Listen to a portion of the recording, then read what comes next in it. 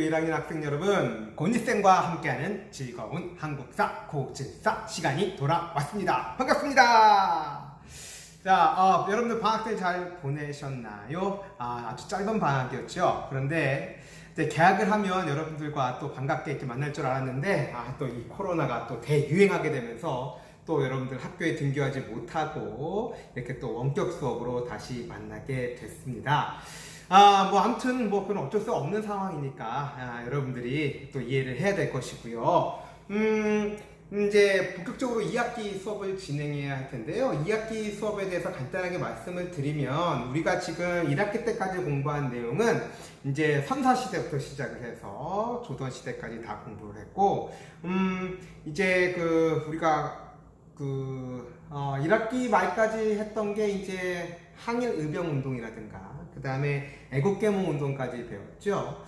그래서 이제 2학기 때에는 그러니까 국권 피탈 과정, 이제 국권을 완전히 상실하게 되는 구체적인 과정에 대해서 배울 것이고요. 자, 그 다음에 이제 36년간의 일본의 식민지 시기, 바로 일제강점기에 대해서 배웁니다. 그래서 이 시기에 일본의 식민 통치 정책은 어떻게 전개했는지, 또 일제는 어떻게 우리 민족을 경제적으로 수탈했는지, 그리고 이러한 일본에 맞서서 우리는 국내외에서 어떻게 국권을 되찾기 위한 항일 민족운동을 전개했는지, 그 과정에 대해서 배우게 될 거예요. 자, 그 다음에 이제 1945년 8월 15일 날 우리가 광복을 맞이하게 되는 것이죠. 그래서 대한민국 정부가 수립되는 과정에 대해서 배울 것이고, 수립된 이후에는 우리가 물론 1950년에 북한 김일성의 남침으로 인해서 6.25라고 하는 민족 상잔의 비극을 겪게 되는 것도 배우게 될 것이고요. 특히 이제 현대사 부분에서는 정치적으로 바로 우리나라의 민주주의가 발전해가는 과정, 여러분들이 어렴풋이 알고 있겠지만 4.19 혁명, 그 다음에 5.18 광주 민주화 운동, 그 다음에 87년에 6월 민주항쟁까지, 이러한 내용, 그래서 민주주의가 발전되는 과정까지 배우게 될 것이고, 한편으로는 경제, 사회적인 변화까지도 여러분들 공부하는 것이 바로 2학기의 내용이 되겠습니다.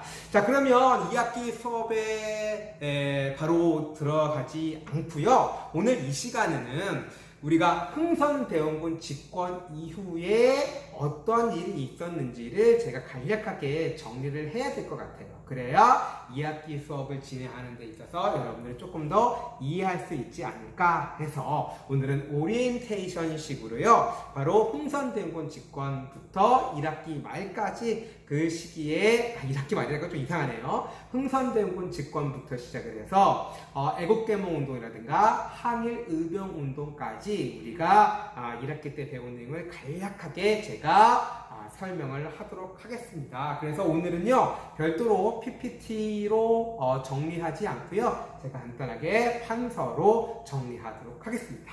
자, 준비되셨나요? 그럼 바로 시작을 할게요.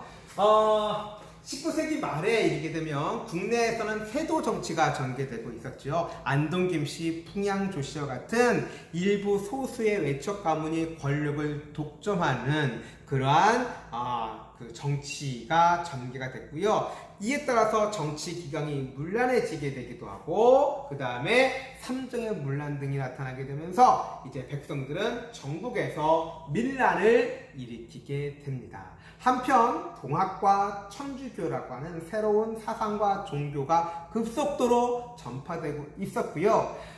제국주의 시대에 이제 서양 세력들이 아시아, 아프리카 등지로 진출해 오고요. 우리나라도 역시 진출해서 통상을 요구하게 되죠. 그래서 우리 이양선의 출몰이다, 이렇게 우리가 표현을 했습니다. 자, 이런 시기에 고종의 살아있는 아버지로 권력을 장악한 사람이 바로 흥선대원군이다. 그래서 이 흥선대원군이 개혁 정책을 실시하게 되는 것이죠. 바로 우리 흥선대원군의 개혁 정치.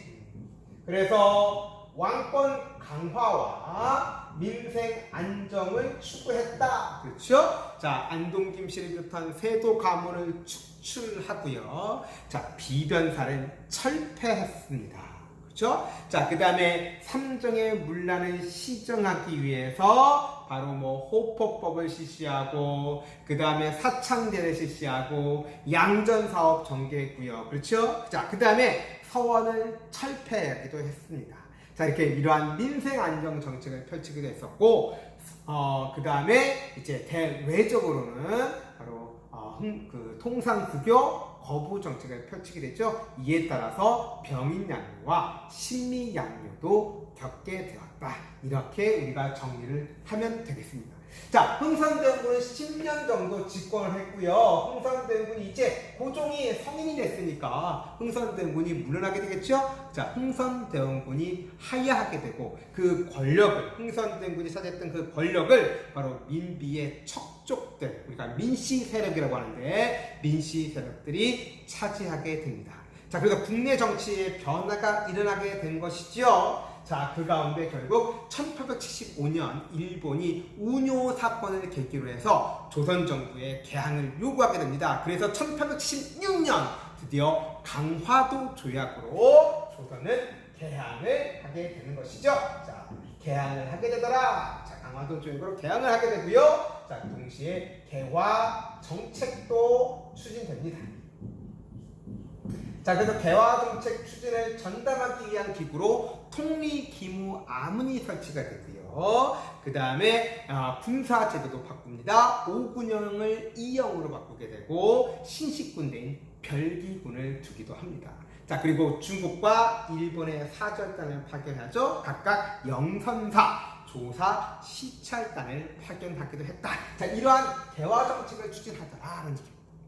자, 그럼 이러한 상황 속에서 우리 민족은요, 어떻게 대응했느냐? 우리 민족은요, 크게 바로 개화 세력들이 등장을 하게 됐죠. 자, 개화 세력들은 이러한 서양 세력에 신나게 맞서서 우리도 그들처럼 근대화를 해야 된다, 개화 정책을 펼쳐야 한다 라고 주장했던 세력들이고, 아니다, 그들에 맞서서 우리는 우리의 전통을 그대로 지켜야 한다 라고 하는 세력들이 보수 세력들이죠. 자, 그 다음에 우리 민중들도 있었고요. 일반 민중들도 있었고요. 자, 그러면 먼저 이 보수 세력들, 바로 양반 유생들이 되겠죠. 이런 양반 유생들이 바로 이런 개항과 개화 정책 추진에 대한 반발로 일으킨 운동이 뭐냐면 위정 척사 운동이다라고 얘기를 했어요. 그렇죠? 위정 척사 운동을 전개하게 됐죠. 그래서 통상 반대 운동, 개항 반대 운동, 개화 반대 운동, 뭐 이러한 내용들에 대해서 공부를 했습니다. 한편 민중들은요, 개화 정책을 추진하게 되면서 가장 큰 피해를 받은 사람들은 바로 일반 민중들이었죠. 그래서 바로 구식 군대에 대한 차별 때문에 군인들이 봉기를 일으키게 되잖아요. 이것이 1882년의 이모군란이고요. 일본의 경제적 침략 때문에 고통을 받던 도시 빈민들도 적극적으로 참여하게 된 것이죠. 이게 이모군란입니다. 자, 한편 이모군란 이후에 조선의 개화 세력들은 두 세력으로 분열이 되게 되죠. 바로 급진적인 급진 개화파와 옹공 개화파로 나눠지게 되는 겁니다. 바로 이 급진 개화파들이 정변을 통해서 권력을 장악하고 그들이 추구하는 급진적인 개혁을 추진하려고 해서 바로 이것이 1884년에 일어난 갑신정변이죠. 그래서 입헌군주제를 지향했다. 자, 신분제도의 철폐를 추구했다. 이러한 우리나라 최초의 정치 근대화 운동이 바로 이 갑신정변이다. 물론 3일 만에 실패로 돌아갔지만요. 그렇죠? 자, 그 1884년에 이 갑신정변이 실패로 돌아간 다음에 제가 그랬죠. 우리나라는 우리 스스로 근대화할 수 있는 고진탐을 놓쳤다라고 얘기를 했어요. 일본을 비롯한 또 청을 비롯한 이러한 그 외세는 계속 끊임없이 조선으로 진출해오고 침략해오고 이런 가운데 당시 집권 세력은 무능해서 제대로 된 대응을 하지 못했다라는 얘기입니다.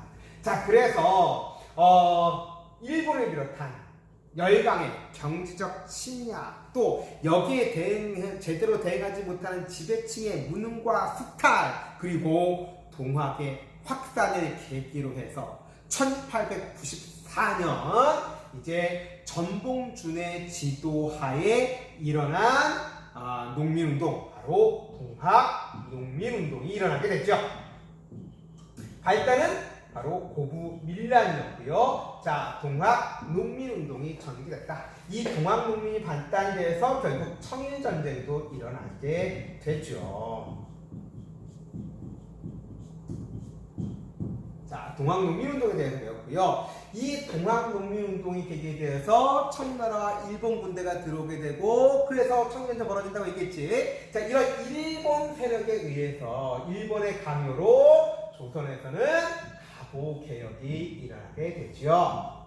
가보개혁. 일본의 요구로 가보개혁이 추진됐습니다. 그러나 이 가보개혁은 추진 주체가 조선의 개화파 관료였고, 일본은 청일전쟁 중이었기 때문에 제대로 간섭을 할 수가 없었고, 비교적 자주적인 입장에서 개혁이 추진됐다. 가장 중요한 내용은 뭐 정치, 경제적인 개혁이 있습니다만, 뭐니들 중요한 건 법적 신분제도가 폐지가 되었다는 것이죠. 그렇죠? 자, 이러한 내용을 담은 가보개혁이 추진됐고요. 을미사변 이후에 일본에 의해서 다시 을미개혁이 추진됩니다. 자, 을미개혁의 가장 중요한 내용, 단발령 기억납니까? 그렇죠? 자, 을미개혁이 추진됩니다만, 이제 고종이 거처를 러시아 공사관으로 옮기는 아관 파천이 단행되면서 을미개혁이 중단되게 되는 것이죠.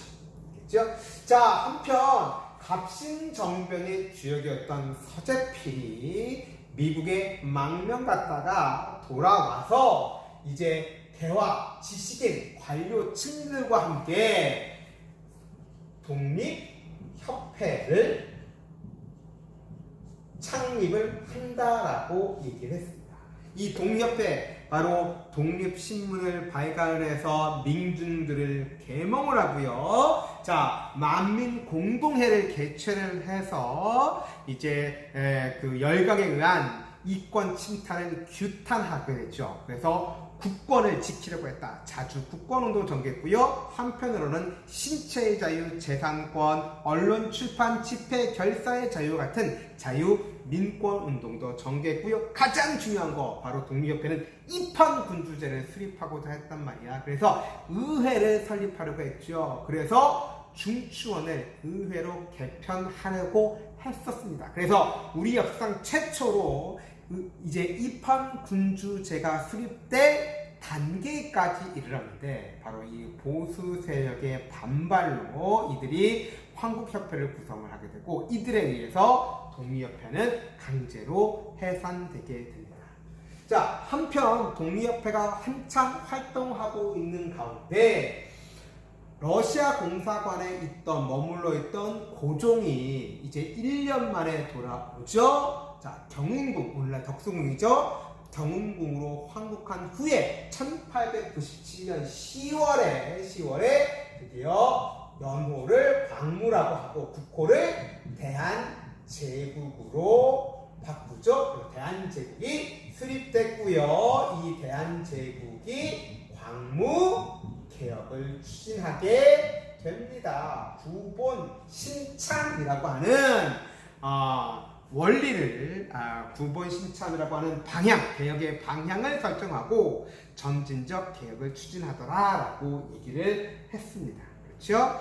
한편 이 독립협회가 해산된 이후에 독립협회에 참여했던 인물들이 이제 그 을사조약을 전후해서 실력을 양성해서 국권을 회복하자라고 하는 이른바 애국 계몽운동도 전개한다라고 했어요. 이게 보일지 모르겠지만, 자, 애국 계몽운동을 전개하더라. 자, 그럼 대표적인 애국 계몽운동 단체, 바로 신민회에 대해서 우리 공부를 했습니다. 기억나시죠? 자, 한편 이 그 보수적인 양반 유생들, 위정 척사 운동을 전개하고 있던 보수적인 양반 유생들은요, 바로 일본의 침략에 맞서서 무력으로 국권을 회복하려고 하는 바로 항일 의병 운동을 전개했다는 거죠. 자, 그래서